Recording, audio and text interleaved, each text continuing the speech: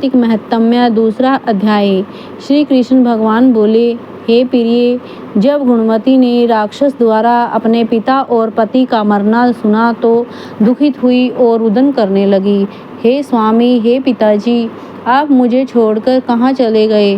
मैं आपके बिना क्या करूं? अब मेरे भोजन वस्त्र का प्रबंध कौन करेगा? अब मैं किसकी शरण लूं?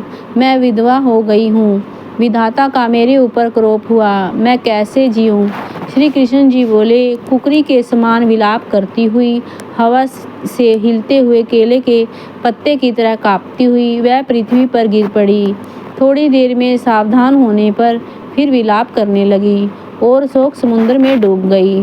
उस गुणवती ने घर की सब वस्तुएं बेचकर यथाविधि से अपने पति की पारलौकिक क्रिया की और उसी नगरी में विष्णु भगवान की भक्ति में तत्पर होकर इंद्रियों को वश में कर शांति से रहने लगी और मरण तक एकादशी और कार्तिक मास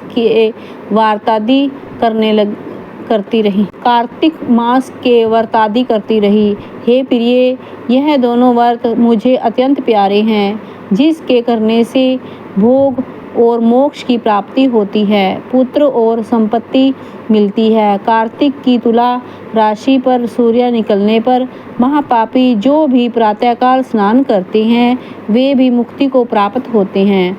जो मनुष्य स्नान, जागरण, दीपदान और तुलसी का पालन करते हैं वे विष्णु के रूप हैं। विष्णु भगवान के मंदिर में झाड़ना, सतिया काढ़ना तथा विष्णु की पूजा आदि का कार्य जो मनुष्य करते हैं वह जीवन मुक्त होते हैं। इस प्रकार वह गुणवती हेरक वर्ष कार्तिक व्रत और विष्णु भगवान का नित्य ही पूजन करती रही। एक समय वृद्ध अवस्था के कारण दुर्लभ होने के से रोग और ज्वर से पीड़ित होने पर भी गंगा स्नान को गई।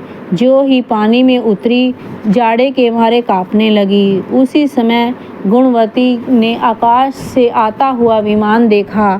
शंख, चक्र, गदा, पद्म आदि आयुधों को लिए हुए विष्णु के रूप में धारण करने वाले प्रसाद गरुड़ की ध्वजा वाले अप्सराओं से युक्त ऐसे विमान में बैठकर बैकुंठ को ले गए।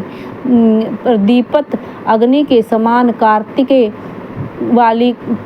कीर्ति वाली गुणवती विमान में बैठी हुई कार्तिक व्रत के प्रभाव से मेरे पास आ गई।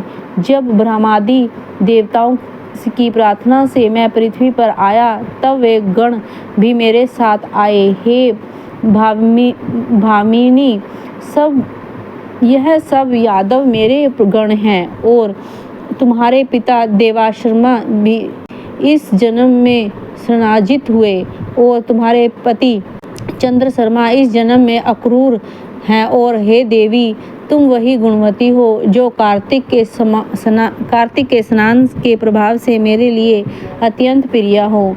तुमने तो मेरे मन मंदिर में सामने तुलसी का बगीचा लगाया, उसी से यह कल्प वृक्ष तुम्हारे आंगन में है। कार्तिक में जो पहले तुमने दीप दान किए हैं उसी फल से तुम्हारी सुंदर देह और घर में लक्ष्मी देवी का निवास है, जो संपूर्ण व्रतादिक पति स्वरूप भगवान को अर्पित किए थे। इसलिए तुम मेरी पत्नी बनी और तुमने जन्म मृत्यु तक तो कार्तिक व्रत उपवास किए हैं, जिससे तुम्हारा वियोग मुझ में कदापि नहीं होता। इस प्रकार कार्तिक में व्रत करने वाले तुम्हारे सम्मान मेरे प्रिय होंगे। सूत जी बोले, सत्यभामा अपने पूर्व जन्म का सब हाल जानकर प्रसन्न हुई। दूसरा अध्याय समाप्त।